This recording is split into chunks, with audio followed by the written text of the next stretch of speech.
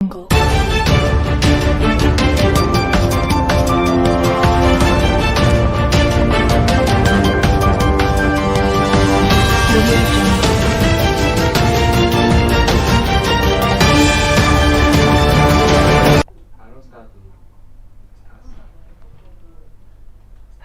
Good afternoon, you're welcome to Fliptv News. I'm Christian Chico. Let's take a look at the top headlines. Update on the Lagos sinking building. 9 ladies rescued from the building.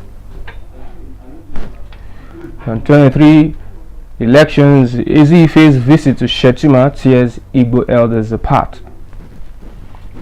On federal government versus ASU, court adjourns suit till Friday.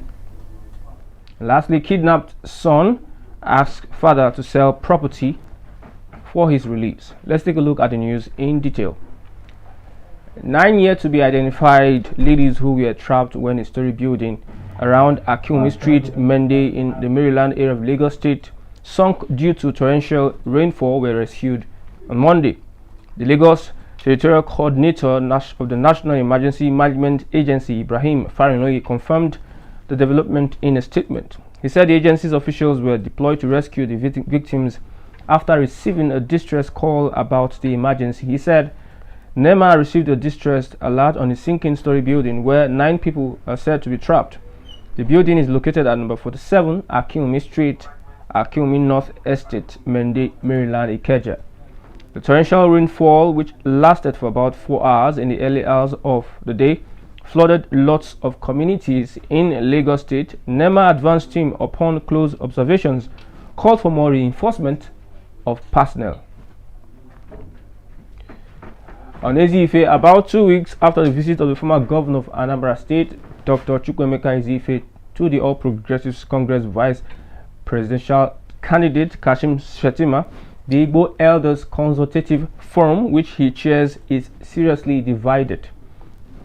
Although the official statement had claimed that it was a courtesy visit, sources said it had thrown the IECF into controversies as members who had been champions of the Igbo presidency and supported the presidential candidate of the Labour Party, Peter Obi, remained divided.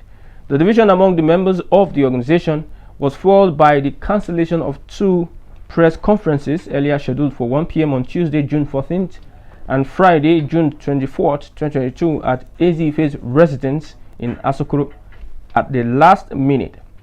While no explanation was given, since that time the IECF had maintained a deafening silence, thereby fueling more speculation that politicians may have infiltrated its members. A dazed member of the IECF, who does not want to be mentioned, confirmed the division but was not sure if it was allegedly sponsored by the All Progressives Congress.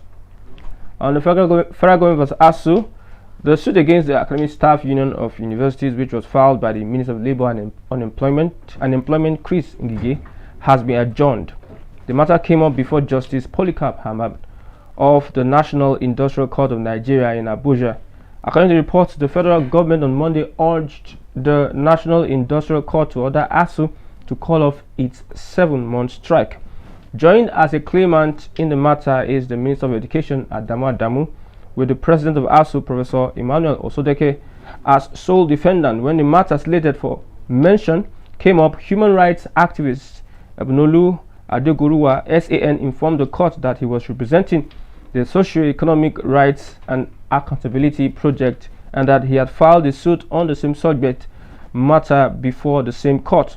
He also stated that in the suit NICN ABJ 269-2022, Serap was the claimant with the federal government as the defendant. He therefore proceeded to apply that the extant suit be consolidated with Serap and be joined as a defendant instead of multiple suits on the same matter before the same court. Counsel to the claimant, Mr. T.A. Ghazali, SAN, in response said the application was premature and added that there was no need for Serap to pray to be joined in a suit orally in a matter that did not have its name on the court list. Mr. Femi Falana, SAN, counsel to ASU, in his response informed the court that both counsel had informed him on Monday that they were both filing some papers.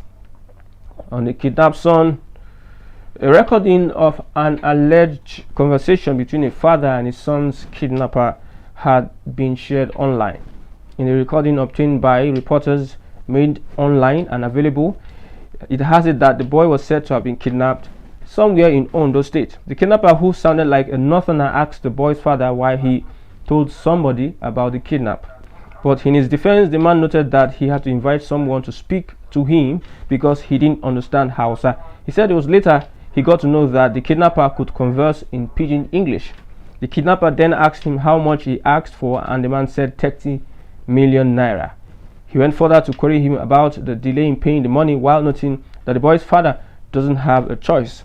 Then the kidnapper said he wouldn't kill the boy because he is a child. He would leave him to starve until the father pays his ransom, else he will die from lack of food. Then the father started begging that the kidnapper should show mercy, as he has not been able to gather the 400,000 he promised. But the kidnapper cursed him and said he won't collect 400,000 naira. He then gave the phone to the boy to speak with the father. The boy was heard begging the father to sell his Toyota Camry car and other things in the house to raise funds that will be used to pay for his ransom. The boy was also heard saying that he doesn't want to die and the father should bring the money the kidnappers asked for the next morning so he could be released. The man pleaded with the kidnapper to give his child food. With that, we have come to the end of the news on Flip. I'm Christian Chiku. Thanks for watching. Click on the like and share button. Subscribe to our channel. I'm Christian Chiku. Bye for now.